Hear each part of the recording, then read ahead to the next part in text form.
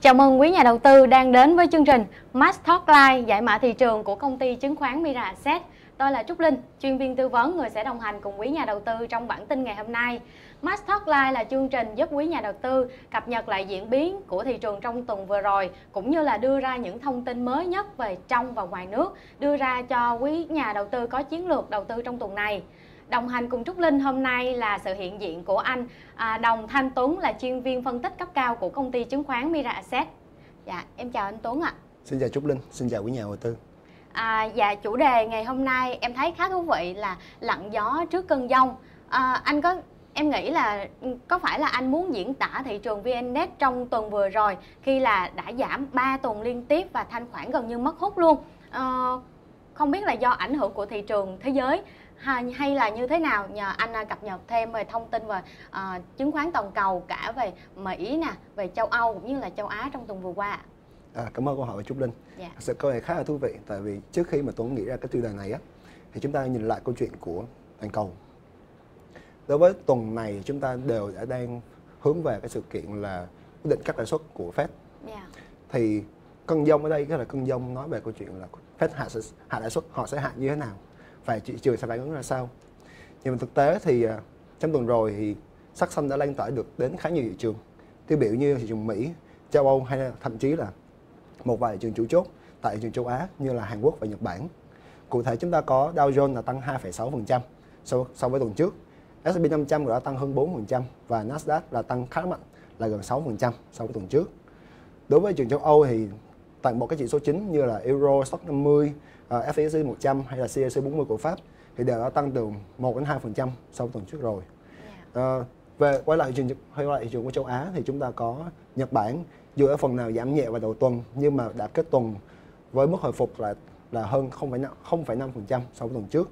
Và đối với trường hợp của Hàn Quốc cũng đã tăng là hơn 2%. Nhìn chung thì có thể chỉ có thị trường của Trung Quốc là tiếp tục vẫn là ảm đạm, với chỉ số CSI 300 là giảm hơn 2%, còn Hang Seng thì giảm là 0,43%. Thì tuy nhiên là điều này là có phần lệch pha đối với thị trường Việt Nam. Chúng ta thấy là VD đã giảm tương đối lớn hơn 22 điểm trong tuần rồi. Dạ, thì em cũng đồng ý với những cái nhận định của anh là thị trường thế giới thì đang có phần tích cực hơn so với VN Index ở Việt Nam. Thì theo em theo dõi thì thế giới có cái mức hồi phục tốt hơn khi mà gặp điều chỉnh trong đợt vừa rồi. Còn vậy thì không biết là VN Index lại giảm trong giai đoạn gần đây và mức hồi phục nó hơi bị khiêm tốn. Thì anh Tuấn có thể cho em biết là động lực nào để thúc đẩy thị trường thế giới tăng trưởng hồi phục tốt như vậy mà thị trường Việt Nam lại đang thiếu không anh? Đây là một câu hỏi khá là thú vị, tại vì chúng ta thường thấy là thị trường Việt Nam đôi khi có sự tương quan khá là cao đối với thị trường thế giới. Cụ thể là vào đầu tháng 8 thì chúng ta có một sự kiện là Black Monday vào ngày 5 tháng 8. Thì gần như là toàn bộ các chỉ số lớn trên thế giới đều giảm khá là mạnh. Tiêu biểu như việc là chỉ số của Nikkei 225 là giảm hơn 17% chỉ trong vòng một ngày mà thôi. Thì ngày hôm đó thị trường Việt Nam cũng đã giảm khá là mạnh. Đúng rồi. Thì quay lại câu chuyện của phần còn lại của tháng 8 thì chúng ta thấy là sự phục hồi khá là tốt gần như trên mọi thị trường. Nhưng bước qua tháng 9 thì cái tín hiệu lệch pha lại càng nó hiện hữu hơn, khi mà chúng ta có những cái câu chuyện tích cực hơn đối với thị trường của Mỹ hay ở châu Âu. Thì để hiểu rõ hơn thì Tuấn sẽ đi chi tiết vào từng thị trường, chúng ta có một nhìn nó tổng quan hơn một xíu. Thì đối với Mỹ thì chúng ta có chỉ số lạm phát là tiếp tục hành trong tháng 8 ghi nhận mức tăng là 2,5%, và so với mức tăng là 2,9% so với tháng 7, mức hạ nhiệt khá là lớn. Thì cũng trong tháng 8 thì tỷ lệ thất nghiệp của Mỹ cũng đã giảm nhẹ về từ 4,3% về là 4,2%. Thì Mỹ này phần nào nó xóa nhòa được cái rủi ro rằng nhà đầu tư đang sợ là Mỹ sẽ có suy thoái. Còn đối với châu Âu thì chúng ta có bối cảnh chung, tuy là không có nhiều cái sự khởi sắc nhưng mà chúng ta cũng thấy là ECB họ tiếp tục giảm lãi suất khoảng tầm 25 điểm cơ bản lần thứ hai. Thì với lần đầu tiên vào tháng 6, lần thứ hai là rơi vào tuần vừa rồi của tháng 9. Thì dự kiến thì chúng ta sẽ có thêm một lần cắt lãi suất nữa đến từ ECB vào tháng 12 sắp tới. Và tất cả những điều này nó đều bổ trợ cho câu chuyện là tăng trưởng đối với thị trường Mỹ và châu Âu. Dạ, cảm ơn những chia sẻ của anh về góc nhìn thị trường châu Âu và Mỹ. Thì Quay trở lại với VN-Index Việt Nam thì trong tuần vừa rồi là giảm 22 điểm, tương ứng với là mức giảm 1,75% so với tuần trước và đóng cửa ở 1.251 điểm, là đánh dấu tuần giảm thứ 3 liên tiếp. Vậy nhóm ngành nào hay cụ thể là cổ phiếu nào đã tác động tiêu cực làm cho VN-Index giảm như vậy anh? Có thể thấy là ngân hàng là nhóm có mức đóng góp giảm lớn nhất đối với thị trường. Phần lớn có thể là do về tỷ trọng vốn hóa của nhóm này khá là lớn đối với Vini, rơi vào đó tầm 38-40% so với dữ liệu mà lần cuối cùng nó cập nhật vào đầu tháng 9. Thì bên cạnh đó chúng ta có những cái tín hiệu nó không quá lạc quan đến từ nhóm cổ phiếu về tiện ích, bất động sản hay về F&B. Riêng với cổ phiếu như là tiêu biểu như cổ gas thì cổ phiếu này đã giảm hơn 10% trong tuần trước và đã kéo theo cái đà giảm chung của thị trường. Thì ở chiều ngược lại chúng ta có ngành IT là vươn lên với sự phục hồi đến từ cổ phiếu FPT. Thì phần này, cái diễn biến này là phần nào nó giảm được cái đà giảm điểm chung của thị trường. Và Tuấn cũng muốn chia sẻ thêm là câu chuyện về FPT, tức là tuần rồi chúng ta sợ rất nhiều về câu chuyện của Nvidia và nhóm cổ phiếu công nghệ ở chung tại Mỹ. Nhưng mà thực tế trên tuần rồi thì chúng ta đã có sự phục hồi khá là tốt. Riêng đối với Nvidia thì cổ phiếu này trước đó thì giảm gần 16%, thì trong tuần rồi đã tăng lại hơn 15% rồi. Thì điều này nó kéo theo những cái tâm lý giao dịch có phần lạc quan hơn đối với cổ phiếu FPT trong thời gian vừa qua. Trong tuần rồi thì em để ý giá trị giao dịch của sàn HOSE giảm rất là nhiều, đến giảm 20% so với tuần trước, thì trung bình quanh 10,7 ngàn tỷ đồng thôi. Thì đặc biệt là vào ngày thứ 5 và ngày thứ 6 tuần trước là giá trị khớp lệnh chỉ quanh 9.000 tỷ đồng. Thì đó là mức mà giảm thấp nhất kể từ cuối năm 2023 khi mà thị trường có nhịp điều chỉnh vào tháng 11 về 1.220 điểm á. Thì không biết là nó từ cái yếu tố nào, thì em nghĩ là do một phần là tâm lý nhà đầu tư khá thận trọng trước thông tin là tuần này sẽ có điều chỉnh lãi suất của Fed, hay là do là trong nước việc ngoài miền Bắc đang bận tâm với việc khắc phục những cái hậu quả sau bão, hoặc là trong tháng này là mà vùng trống thông tin hay là trống những cái bộ luật để hỗ trợ nền kinh tế anh? Cụ thể như thế nào anh phân tích thêm nữa? Có thể thấy thì tất cả yếu tố mà Linh vừa chia sẻ nó đều có những cái tác động nhất định đối với thị trường chứng khoán. Chúng ta thấy là chúng ta đã đang hướng về miền Bắc khi mà lũ lụt nó khiến chúng ta đánh rơi khá nhiều về cơ hội tăng trưởng trong năm nay. Rồi chúng ta cũng thấy sự thận trọng nhất định của nhà đầu tư trước thềm cuộc họp của Fed vào ngày 18 tháng 9 sắp tới. Nhưng mà có thể thấy là lý do nó gần nhất chúng ta có thể thấy được là thị trường đang dần thiếu đi những cái câu chuyện tăng trưởng mới. Giống như chúng ta thấy tiến cử vào việc khoảng tầm 4 tháng trước, 3-4 tháng trước, chúng ta đã kỳ vọng vào câu chuyện là chúng ta sẽ thông qua và áp dụng sớm một số bộ luật liên quan đến bất động sản hay là luật các tổ chức tín dụng. Thì hiện tại các luật này đều đã được áp dụng sớm rồi. Ví dụ như việc là bộ ba luật bất động sản phải áp dụng sớm từ ngày 1 tháng 8, hay là luật về các tổ chức tín dụng áp dụng sớm từ ngày 1 tháng 7. Một câu chuyện khác mà thị trường đã và đang kỳ vọng là câu chuyện mà chúng ta sẽ có những cái thay đổi nhất định về các thông tư liên quan đến hoạt động giao dịch và môi giới chứng khoán nhằm bổ sung vào các tiêu chí cần thiết để mà đáp ứng tiêu chí nâng hạng của FDIC trong kỳ tháng 9 năm nay. Nhưng mà trên thực tế thì đúng là chúng ta đã có những cái dự thảo cuối cùng về các thông tư này, nhưng việc mà áp dụng thực tế và cũng như là có những cái điều chỉnh cần thiết để mà đi vào vận hành và có tính hiệu quả cao thì tôi nghĩ là nó sẽ cần thêm thời gian để chúng ta có những cái khẳng định nó chắc chắn hơn. Trong tuần rồi thì em thấy là động thái bán ròng của nhà đầu tư khối ngoại có vẻ là hạ nhiệt hơn, và cái nhà đầu tư cá nhân có xu hướng là mua ròng lại. Thì cụ thể của các nhóm nhà đầu tư này như thế nào, về cá nhân, về tổ chức, về khối ngoại cũng như các quỹ anh? Coi thấy thì điểm sáng của tuần qua thì chắc chắn là nó sẽ xoay quanh câu chuyện của nhà đầu tư cá nhân trong nước. Trước đó chúng ta có nhóm này đã bán ròng khá nhiều, nhưng mà hiện tại đó chỉ là mua ròng ở 2 tuần gần nhất rồi. Cụ thể thì nhóm này mua ròng khoảng tầm 1,32 nghìn tỷ đồng trong tuần trước, và đồng thời nâng cái mức mua ròng kể từ đầu năm lại lên gần 64 nghìn tỷ đồng tính từ đầu năm hiện tại. Thì ở chiều ngược lại thì như Linh chúng ta chia sẻ là khối ngoại họ vẫn bán ròng. Tuy nhiên cái mức bán ròng của nhà đầu tư khối ngoại trong tuần qua tương đối là nó nhỏ, chỉ rơi vào khoảng tầm 1,2 nghìn tỷ mà thôi.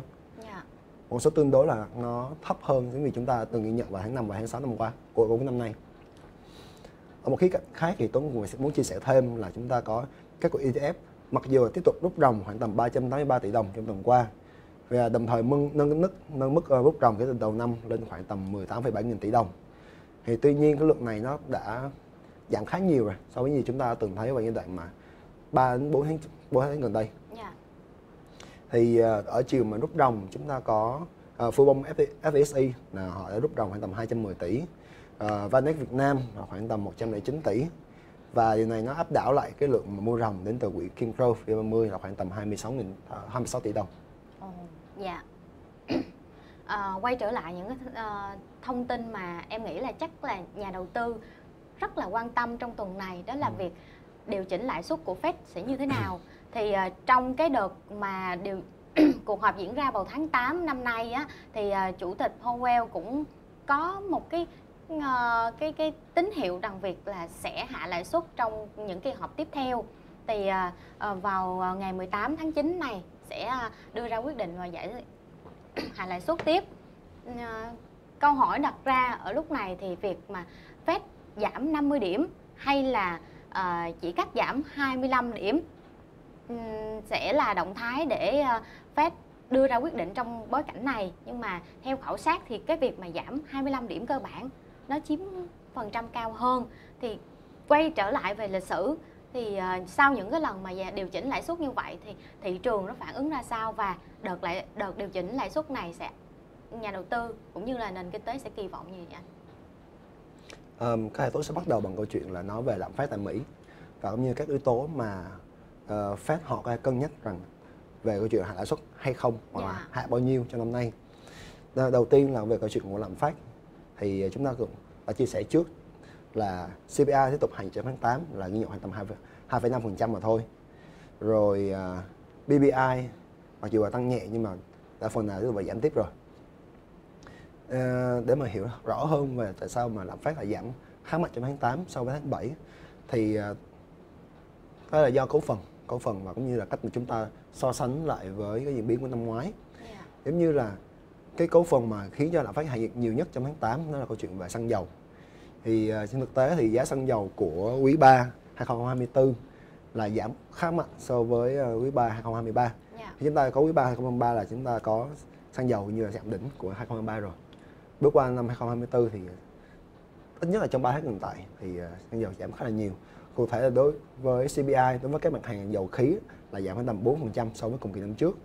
Và mức tăng trong tháng 7 là khoảng tầm 1,1%, tức là chúng ta có sự chênh lệch khá là lớn ở giữa.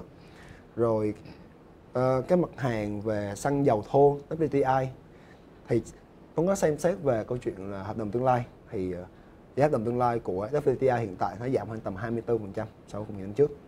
Thì tất cả điều này nó đều phản ánh câu chuyện là lạm phát của Mỹ trong tháng 8 vừa qua là giảm một phần lớn là do về so sánh với cùng kỳ năm trước. Khi mà chúng ta bỏ qua yếu tố về xăng dầu thì chúng ta thấy là CPI của Mỹ gần như không thay đổi tại mức là 3%. Quay lại câu chuyện rằng Fed họ sẽ hạ suất như thế nào trong tuần sau thì có thể là Linh chia sẻ cũng khá là hợp lý, tại vì chúng ta đang đứng ở giữa lằn ranh là chúng ta sẽ có tầm 25 điểm cơ bản hay là 50 điểm cơ bản. Theo một thống kê mà Tuấn thấy được qua cái công cụ là CME FedWatch thì chúng ta thấy thị trường đang kỳ vọng khá là nhiều. Chúng ta thấy thị trường là kỳ vọng rơi vào tầm 100 điểm đến 125 điểm cơ bản trong việc hạ lãi suất trong năm 2024, là tương ứng với việc là với 3 kỳ họp sắp tới thì mỗi kỳ họp chúng ta sẽ có từ 25 điểm, 50 và 50. Thì điều này nó khá là cao so với gì mà bản thân Fed họ đang kỳ vọng. Thì ở cái kỳ công bố dự phóng kinh tế của Fed vào tháng 6 vừa rồi thì bản thân Fed họ chỉ kỳ vọng là họ sẽ giảm khoảng tầm 25 điểm cơ bản mà thôi trong năm 2024 với các số liệu về lạm phát hay là về tên thất nghiệp, và cũng như là về năm 2025 hoặc là 2026 về dài hạn thì họ chỉ hướng cái lãi suất của họ, đó là cụ thể là về Fed Fund Rate, là rơi vào khoảng tầm 2,8% đến 3,1%.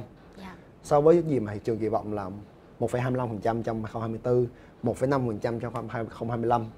Nó có sự gọi là mức cân xứng ở giữa. Và có thể là Tuấn cho rằng đây là một cái rủi ro mà chúng ta sẽ phải theo dõi, tại vì chúng ta thấy là thị trường đã sai rất nhiều từ đầu năm đến hiện tại, và cũng như là sai từ năm 2022 đến giờ. 2022, 2023 chúng ta sợ là Mỹ sẽ suy thoái, nhưng mà kinh tế Mỹ vẫn tăng trưởng rất tốt. Bước qua 2024 chúng ta kỳ vọng rằng Fed sẽ hạ lãi suất vào tháng 1 và chúng ta sẽ đổ vào tháng 3, chúng ta dần chuyển sang tháng 6 và bây giờ tháng 9. Tháng 9 sẽ là một cái kỳ vọng nó phù hợp với cái chỉ số hiện tại. Thì cá nhân tôi nghĩ là Fed họ sẽ giảm khoảng tầm 25 điểm cơ bản mà thôi. Và nó phần là nó vẫn phù hợp với cái bối cảnh chung của thị trường. Và cũng như họ cũng sẽ khẳng định một việc là họ vẫn đang theo dõi rất tích cực về những gì đang diễn ra thực tế trên thị trường, và họ không bị chậm chân trước những cái data thực tế mà chúng ta đã có gần đây. Bước qua năm 2025 hay là họ sẽ tiếp tục giảm lãi suất, nhưng mà câu chuyện là giảm bao nhiêu nó vẫn là một ẩn số. Thì để mà hiểu rõ hơn phản ứng của thị trường như Linh mà hỏi trước đây thì khi mà Fed hạ lãi suất thị trường tăng hay giảm, thì cá nhân Tuấn cũng làm một cái thống kê nho nhỏ là từ năm 1970 đến hiện tại thì Fed có ở đâu khoảng tầm 6 đến 7 lần cắt lãi suất lớn.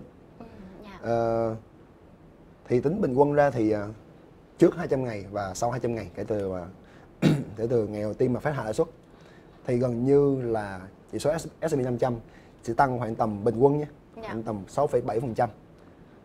Thì con số này chứng minh rằng nếu chúng ta là bỏ được cái giai đoạn mà 1982, khi mà Mỹ có khoảng tầm 3 năm gọi là khủng hoảng kép rơi vào tầm năm 1980 đến 1983, thì chúng ta là bỏ cái giai đoạn này ra, vì đây là giai đoạn mà Mỹ họ bước vào cái giai đoạn chuyển giao giữa nền kinh tế chú trọng vào sản xuất sang một nền kinh tế chú trọng vào dịch vụ.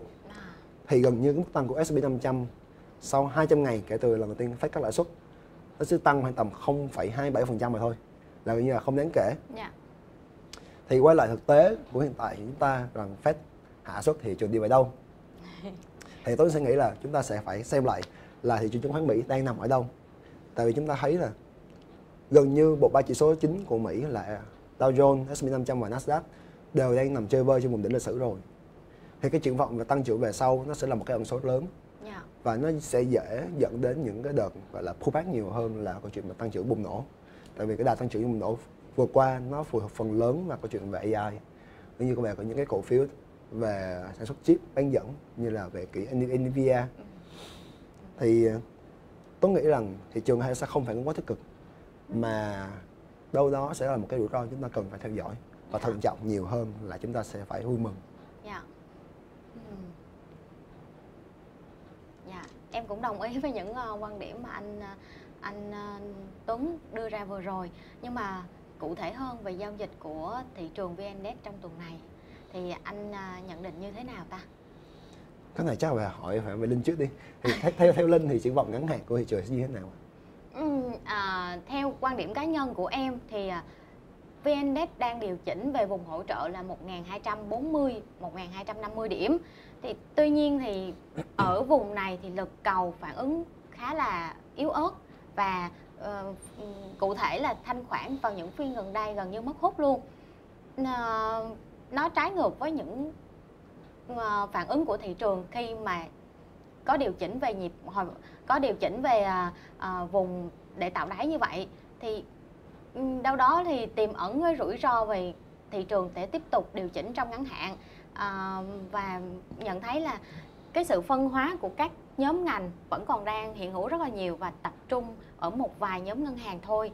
Thì em vẫn đưa ra quan điểm nếu như mà thị trường mà kiểm định ở vùng này thất bại thì vùng kiểm định hỗ trợ sâu hơn sẽ về mốc 1230 điểm, và trong xu hướng ngắn hạn thì em vẫn đưa quan điểm là thận trọng. Còn về quan điểm của anh Tuấn về xu hướng mà trung và dài hạn thì như thế nào vậy anh Tuấn? Có thể thấy là trong ngắn hạn như Linh nói thì sự phân hóa giữa các nhóm ngành nó vẫn khá là hiện hữu, khi mà phần lớn đà tăng thị trường nó đều xoay quanh vào nhóm ngân hàng mà thôi. Thì trong trung và dài hạn thì chúng ta vẫn chưa thấy được cái rủi ro rằng thị trường sẽ nhanh chóng quay đầu và bước vào chu kỳ giảm. Triển vọng về cái xu hướng tăng sắp tới của Vini, ít nhất là trong trung và dài hạn thì vẫn có thể là tăng được. Cụ thể là chúng ta thấy là theo định giá của PE của VN-Index thì chúng ta vẫn nằm trong cái vùng định giá tương đối thấp so với lịch sử, ít nhất là với 10 năm gần nhất. Rằng PE của Vini đang nằm trong cái vùng là từ mức bình quân 10 năm và mức trừ một lần độ lệch chuẩn với bình quân 10 năm. Thì tại đây thì Tuấn nghĩ rằng nếu không có những cái biến cố nó mang tính là chịu ngoại tác nhiều như những gì chúng ta thấy vào giai đoạn mà đầu tháng 8, thì VN vẫn có khả năng sẽ hướng về vùng đỉnh là 1.300 điểm, không phải vùng đỉnh mà vùng gọi là vùng kháng cự mang tính là tâm lý đi, 1.300 điểm thì nó vẫn có khả năng như vậy. Nhưng mà cái vùng mà 1.300 điểm đến 1.330 điểm thì xét về góc nhìn của phân tích kỹ thuật, chúng ta vẫn thấy những cái rủi ro về điều chỉnh khá là lớn tại khu vực này. Có thể là điều chỉnh không lớn nhưng mà vẫn sẽ có khả năng xảy ra. Dạ. Em thấy em có nhận được phản hồi từ quý khán giả, quý nhà đầu tư thì có hỏi một câu hỏi, chắc anh nhờ anh Tuấn giải thích thêm. Đó là hiện tại là đầu tư vào cổ phiếu FPT có được hay không? Đây là câu hỏi rất là thực tế luôn. Vâng, chắc chắn. Cá nhân Tuấn thì Tuấn không đi sâu vào tại doanh nghiệp, tại vì chuyên môn của mình là mình làm về vĩ mô. Nhưng mà FPT là một cổ phiếu thú vị. Thú vị ở đây là chúng ta có một cổ phiếu của Việt Nam đang phần nào hòa hợp được với diễn biến chung của thị trường thế giới, cũng như là các làn sóng về đầu tư và công nghệ, cụ thể về AI. Nhìn chung thì cổ phiếu FPT vẫn duy trì được cái đà tăng tương đối tốt. Hành động giá nó mà chúng ta nhìn theo cái nhìn về phân tích kỹ thuật thì vẫn cho thấy được cái lực cầu vẫn hiện hữu, và dự kiến thì giá cổ phiếu FPT sẽ nhanh chóng vượt đỉnh lịch sử tại 140.000. Thì để mà nói về triển vọng của FPT thì Tuấn sẽ không đi sâu vào câu chuyện là nội tại doanh nghiệp, mà đi sâu vào chủ yếu là về xu hướng của ngành. Thì bối cảnh chung của nhóm công nghệ tại Mỹ hay là về xu hướng đầu tư vào AI nói chung thì triển vọng với ngành AI vẫn có, nhưng mà đâu đó sẽ có một cái rủi ro đi. Rủi ro không phải là câu chuyện là ngành không tốt hay là cổ phiếu làm ăn không được, mà là rủi ro đây chúng ta có những cái mức tăng trưởng so sánh với cùng kỳ. Chúng ta nhìn vào câu chuyện về dầu khí, khi mà chúng ta tính lại về CPI của Mỹ thì bức tranh chung của AI sẽ thực sự bùng nổ vào cuối 2022 khi mà chúng ta có ChatGPT. Bước qua 2023 chúng ta có những cái ứng dụng mới được sử dụng nền tảng của AI. Thì 2024 sẽ là năm chúng ta so sánh với mức nền thấp. Chúng ta thấy Nvidia bùng nổ về doanh thu vẫn như lợi nhuận khá là nhiều trong 2024. Tuy nhiên thì đâu đó có một rủi ro rằng thị trường đang có những định giá tôi hay gọi là price for perfection, tức là định giá mức hoàn hảo và cầu toàn của nhà đầu tư cũng như là về phía analyst nói chung. Thì tại đây ở 2 tuần trước đây chúng ta có rằng Nvidia họ công bố kết quả kinh doanh quý 2 tương đối tốt, doanh số vẫn tăng gấp 2 lần, lợi nhuận vẫn tăng gấp 6 lần, nhưng mà phí lại giảm 16% sau một tuần. Trong tuần vừa rồi thì cổ phiếu đã phục hồi. Đây là một rủi ro mà chúng ta sẽ cần phải theo dõi khi mà nhà đầu tư đang kỳ vọng quá nhiều vào một cổ phiếu Nvidia nói chung. Và này đâu đó sẽ là một cái rủi ro chúng ta sẽ cần phải theo dõi với cổ phiếu FPT trong những giai sắp tới.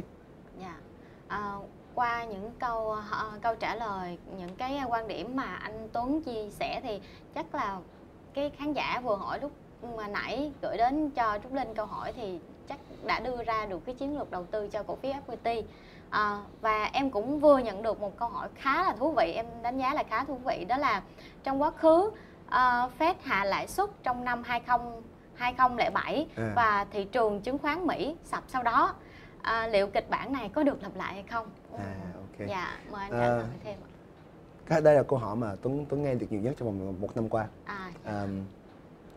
Cụ thể chúng ta có là Fed hạ lãi suất khá nhiều trong giai đoạn mà từ 1970 đến hiện tại, và chúng ta sẽ thường thấy cái sự gọi là tương quan đi, chúng ta hay gọi là tương quan rằng có một sự vô tình nào đấy Fed hạ lãi suất thị trường sập.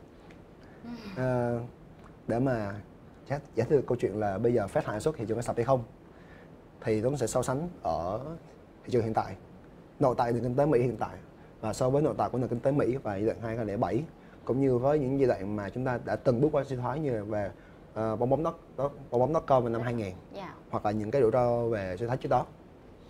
Đối với năm 2007 chúng ta có thị trường chứng khoán tăng nóng, hay thứ nhất. Thứ hai là chúng ta có làn sóng đầu cơ và các sản phẩm phát sinh liên quan đến bất động sản, MBS, CDO và các tài sản tương tự.